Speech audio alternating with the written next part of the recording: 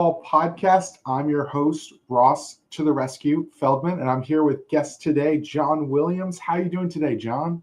I'm doing great, Ross. Thank you so much for having me on. This one was one to look forward to.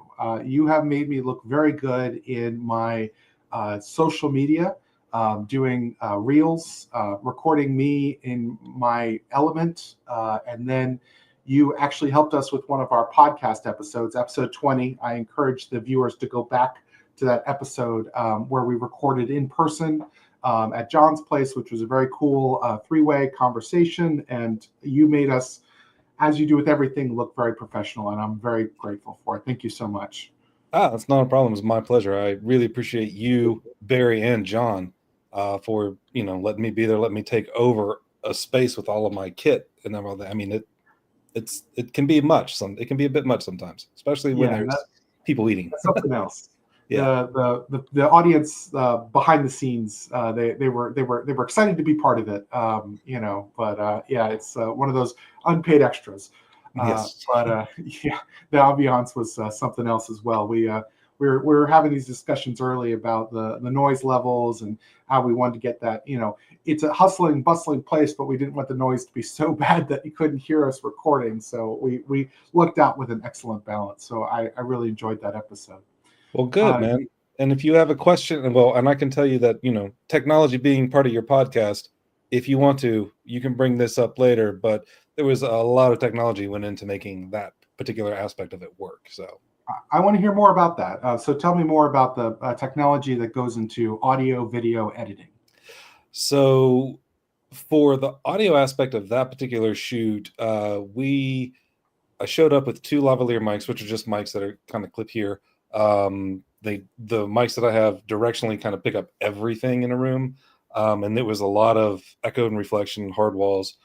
So it can get really loud with people in there. And for that particular shoot, there are just issues with so much of the volume and reflection that I was like, I'm not going to be able to get rid of this with just the equipment that I have on site. But I knew that I could go into my programs and dial back that room noise and focus really a lot more on the voices. And that's what I did. So they have software that's out there that does that for me, and helps guide me to do that so that it can make it considerably clearer, getting rid of a lot of the room noise and all that kind of stuff, to make it a better listen for the audience on the audience's side. So yeah, it's a really, really cool tool that has, to be brutally honest with you, saved my bacon a few times, because sometimes you're just thrown into these environments and you're just kind of like, well, we're going to make it happen. Absolutely. And you have to deal with what you're working with. And it was craftful to watch you set up the shots, set up your equipment, get the angles figured out. And I want to say skeptical. I was just like, how is this going to all look? How is this all going to work out? But trust me, it looked and worked out very well. But I wasn't quite prepared for it because, in the age of today, where there's this democratization of content creation, because I have a cell phone and my cell phone has a camera on it. And I used to have a digital camera, but I never had anything fancy. But anybody today can go buy a camera and say, hey, I can shoot that video for you. But I really feel like being a filmmaker is something completely different. Don't you think? It is. There's so many ways that you can describe it as an analogy to other career choices. But like for me, I spent a lot of my time. I've been doing this now for 25 years. So a little bit of my history real quick. I grew up in, I guess you would call it a small city in West Virginia, and my family moved to North Carolina in 96. I've been here since then, not in Charlotte exclusively, but in North Carolina. And I went to UNCW, went to there just trying to get a 4-year degree and enjoy college. And it's at the beach. Why not just enjoy college? So I ended up falling in love with the film production scene, which was there, doing some working sort of in the movie industry, in the sense that the company that I worked for, I was a technician. I got to go on sets of like Dawson's Creek, The Notebook, that kind of thing, but I wasn't in the movie.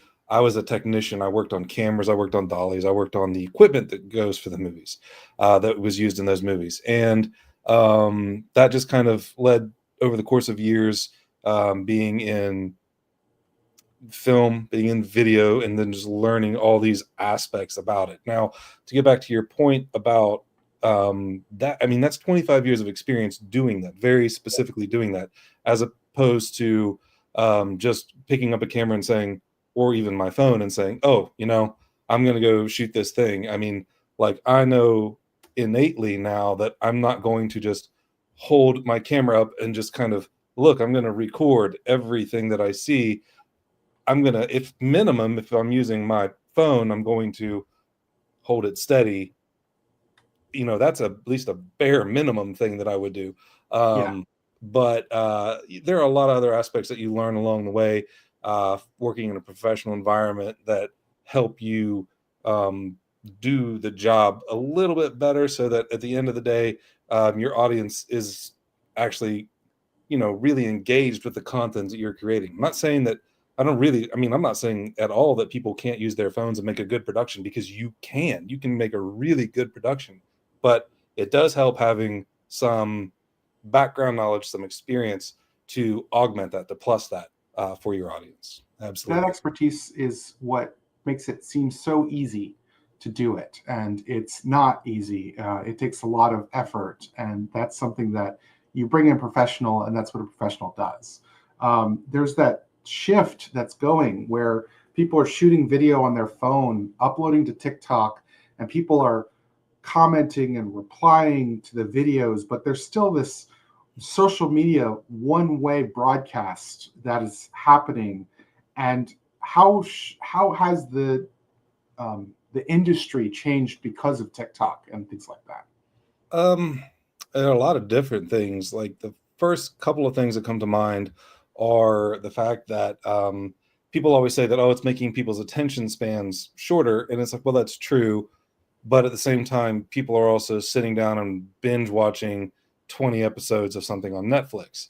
So it is true, but it isn't true. I think what it really is doing is it's forcing people to really focus and become better at their storytelling craft, so that you're actually putting something out there that the audience wants to consume. I mean, there's so much content being created now that there's more content out there that you could ever consume in like a lifetime, let alone, I don't even know, probably 2 or 3 lifetimes. I mean, Easy. it's ridiculous. So um I think that social media is really helping, uh, just kind of help people to become more interactive with their video content. So that, like this podcast that you're doing, you and I, we're creating this, we're interacting, but at the same time, there is the ability for people to watch it live, send questions. That's not something you can get with a traditional television format.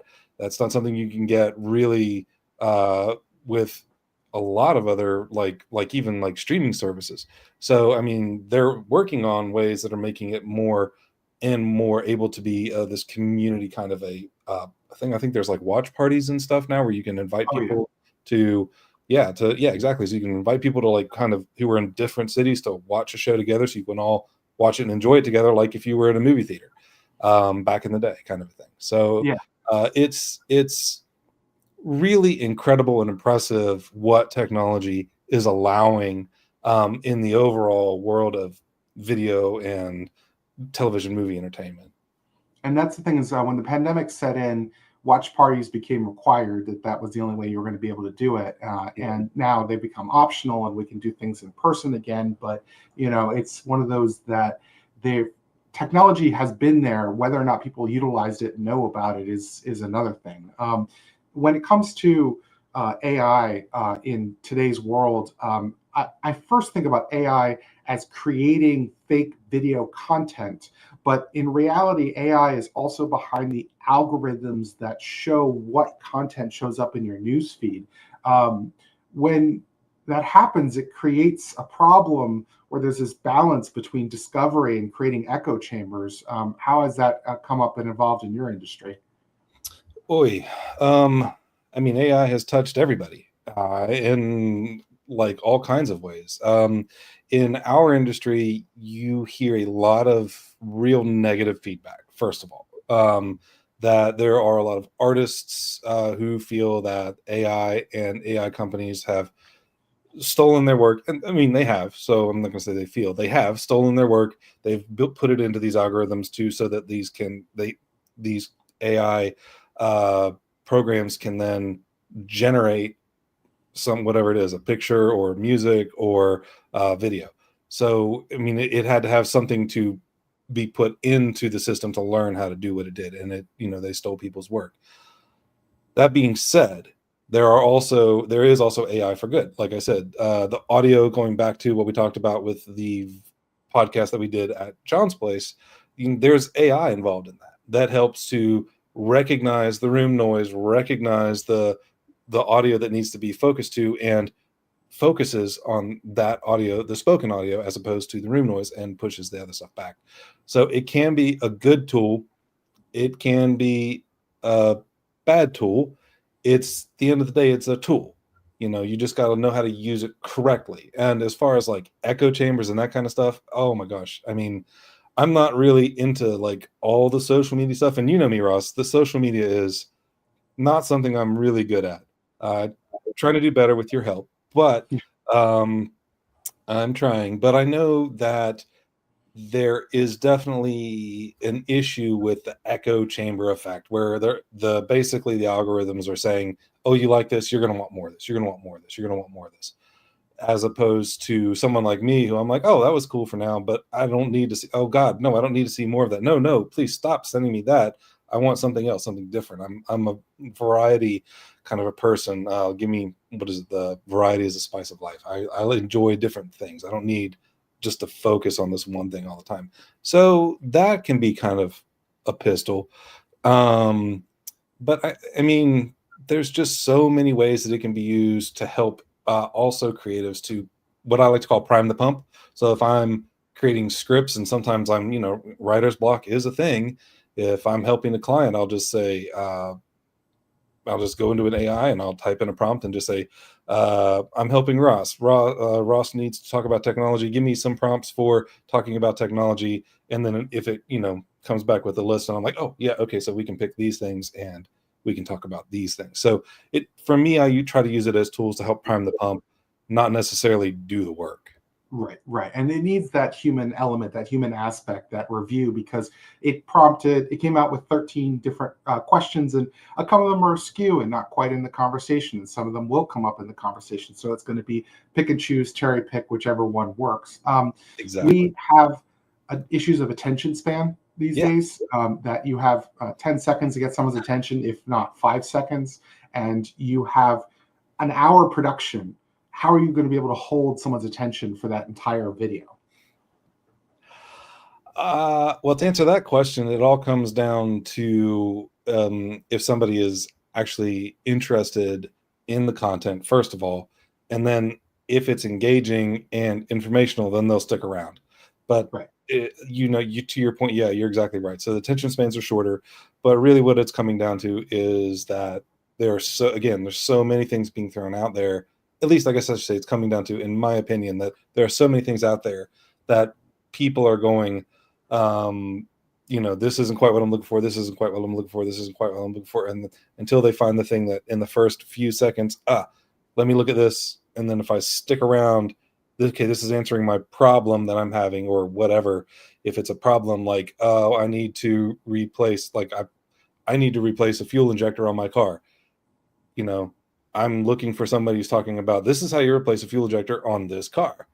That's going to get my attention. And then I might filter that down to 3 similar ones, and then find the one that feels like it has the best, most reliable information. So I think there's a filtering process, and that's part of where the attention span thing comes in, where it's like, if you're not getting to the problem first, answering their question that they have first, or then there's also this whole other idea of passive entertainment, where it's like, so there's the entertainment that's like, I'm looking for something and I want help. Then there's the entertainment that's, I just want to sit here and veg out and let the TV melt my brain kind of entertainment. It's just passive. And sometimes that's just like I don't know, I mean, dog videos, cat videos, that kind of a thing. There's nothing wrong with that. There's nothing wrong with the passive entertainment, and you can sit and watch that all day long. So I think there's various levels of it. Again, I'm not like a negative person and a doom, like, kind of, oh, this is all horrible. I like the tools that are out there. I love all these uh new technologies, these new ways to ingest content. It's a lot though to deal with. I'm not going to lie to you. Sometimes it can feel a bit overwhelming, but in general, I'm a big fan. Yeah, and that's the thing, is that it's not just the tools that exist; it's how you yield them, right? Yep. And so, as you said, not much in doom and gloom that AI is going to take over the world, but AI is going to be infiltrating each industry in some way. The amount of data that it's able to process at the scale it's able to process is well beyond, as we talked about. There's content more than we can see in a lifetime. There's data more than someone can process in a human work week. So processing that data for you means that you were able to save time and become more efficient. The changes today, like, I'm a Star Wars fan. I watched The Mandalorian. They have the volume, which Yep. is a big LED screen. So what they do is they still do practical sets around the actors, but instead of doing a green screen, they actually project the actual image there on the LEDs, so that the actors can see the background that they're acting against, versus where a green screen they had to imagine what they'd be acting against. How has changes like the volume and what Star Wars has brought with Mandalorian meant for storytelling today? Um, I think that the volume specifically, what it's really allowing is this ability for people on set in a production. You got to think, I mean, how expensive it is to, a number one, shoot any of these. I mean, because when you're talking about like, just think about it from an ROI perspective, from a business model. You got to pay all of these people to be on set, and if you're doing it live, and then you're trying to do takes and all that kind of stuff, and hope that everything is set up so that the visual effects artists can build something in post, and then the actors have to interact, and, like, oh, imagine there's a dragon up here or whatever it is, I don't know. And I can see you're a Star Wars fan with the Andor poster in the background. Yeah. But the so if you can imagine that the actors are kind of going, I just really got to work hard to pretend. But if they don't have to work as hard to pretend, then they can just allow themselves, from an artist's perspective, to be in the environment, to act. That's a big help for them as artists. It's a big help from lighting perspective for the VFX guys, in doing all these other things, because they'll do stuff in the volume, but then they can change things after the fact as well, still with VFX. And I mean, that's all technology. That's like 100% technology, VFX stuff, from 3D, 2D.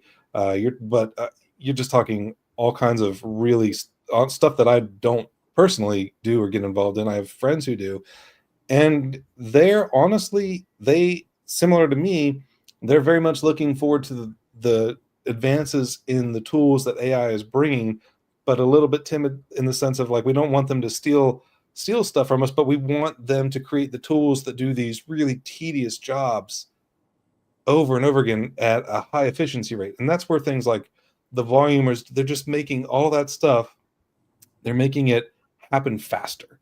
Right. And it's also still looks really good. Um, so it's like, well, okay, if it looks really good and it's happening faster, then they can create more better content for the end users to consume. Because at the end of the day, again, ROI perspective, all of those people, all of these VFX artists and everything like that, it all costs money to make it all happen. And if you're spending whatever it is, even if it's $20 million an episode, I say that like I have $20 million. If it's $20 million an episode, that's a lot of money, and you really want to get that money back, and plus profit on the back end. You don't want it to be gone in the wind. You, So yeah, it's if it helps them in the long run save money, still create a good product, then it's just fantastic. And that volume is the volume technology is starting to trickle down in ways to be more accessible and not just have the studio volumes that they have on the studio lots, that is. And they're creating technologies now based on the volume where you can have LED walls and have people interact with that in a more of a corporate environment. They're still expensive. They're Mhm. not for everybody, but they exist, and technology is becoming more and more accessible to people. And I do love the democratization of technology because it's bringing efficiency down to those who might not ever have that option. And the ROI of running a movie or a TV shoot like a business is very important. You're trying to capture the audience so they buy into whatever product you're trying to sell. And a lot of us watch TV, but we're also on our phones at Mhm. the same time. And we have this new second screen phenomenon experience where we have content coming up on our phones while we're consuming content on the television. Have you come across that at all? Oh my gosh, yeah. So I come across this like in the movie theater, if I'm watching a movie, if I'm sitting around the house and watching a TV show, my wife she'll be on her screen going, oh, looking up whether or not just like backgrounds on the actors, trivia from the TV show or from the movie, that kind of stuff. You see it happen in movie theaters too, but then also people will be looking up things that are just like that could be also, let's construed as product placement. So if you see a real, like, oh, there's a logo for a brand on a watch or whatever in a movie, you're going, oh, I like that.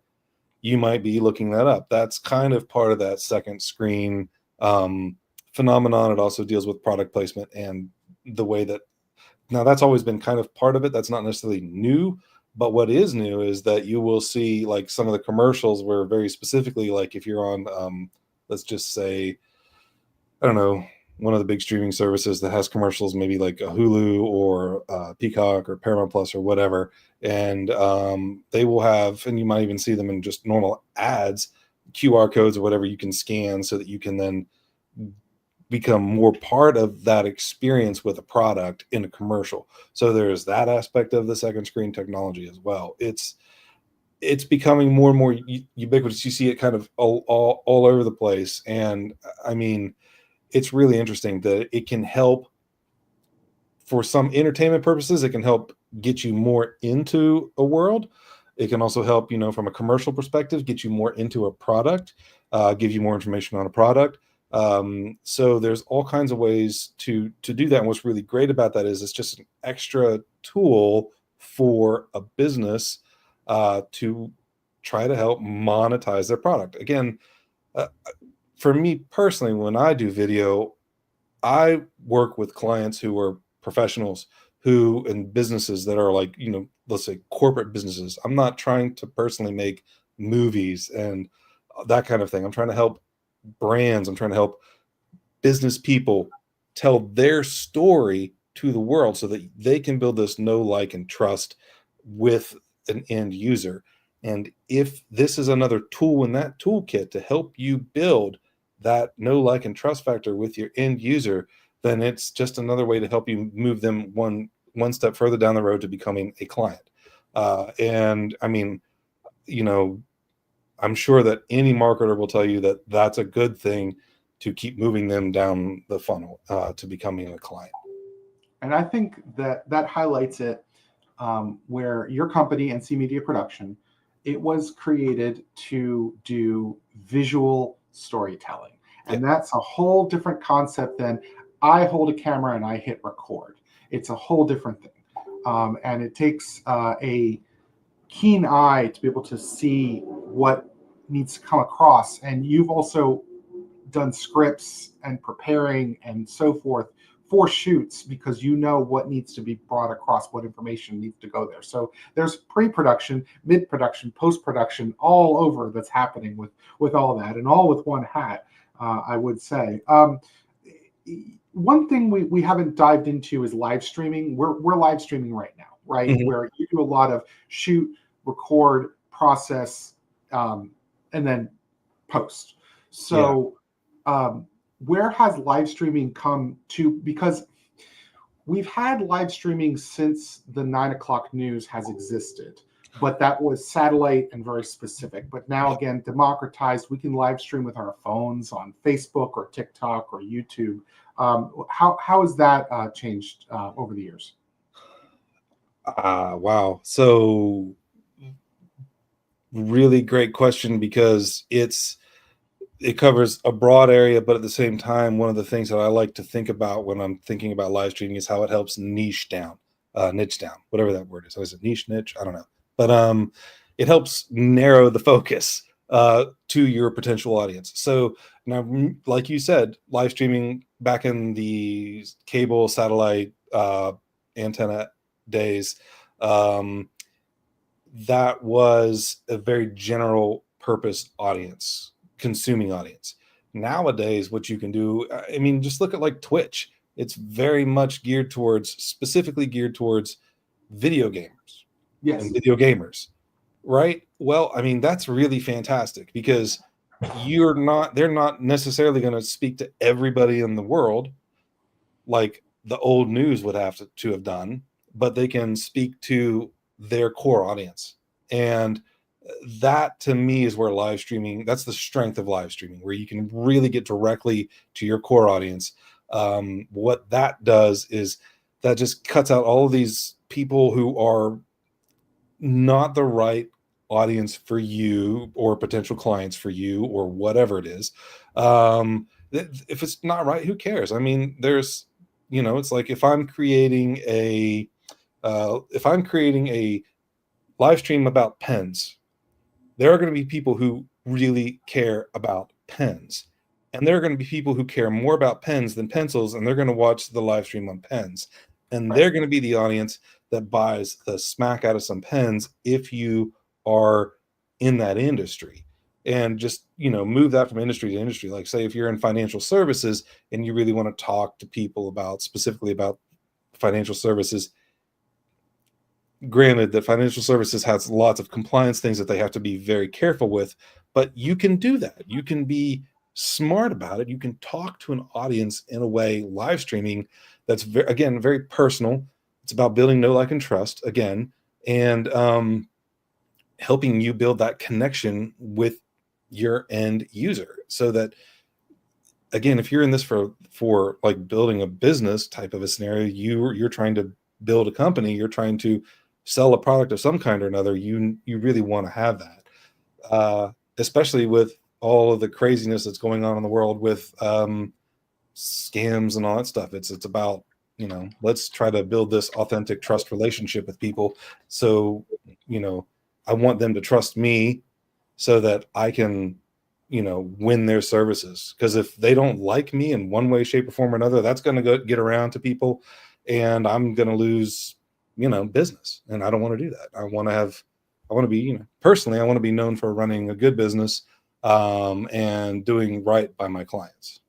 Absolutely. And that's the thing, is that we are know, like, and trust. We went on that very specific point, right? That it's like we're trying to relay that information, but we're also trying to get others to get that for ourselves. The length of my podcast, I've been keeping it short, but not short. 30 minutes is a good chunk of time to be able to relay a message. And we want people to reach out to our guests if they want to know more. What's a great way for people to reach out to you if they have more questions about their brand story or video production or things like that? You can find NC Media Production online now, thanks to Ross on Facebook. And it's NC Media Production, like North Carolina Media Production, plural, not plural, just singular production. And then at the same time, you can also find NC Media Production on LinkedIn. You can find me there as well, John M. Williams. Yeah, and it's one of those that we need to stay interconnected in our society, and we need to be able to be available to our customers. And we have many different methods to be able to do that. I'm available through my bookable calendar, scheduleross.com. And my clients use that, my prospects, anybody who's interested in learning more about their technology and efficiency, I'm always available. And that's why I do a bookable calendar like that. I thank you, John, for coming on today and spending the time you did and shared so much industry knowledge with us. And again, thank you for your time. Yeah, my pleasure, Russ. Thank you.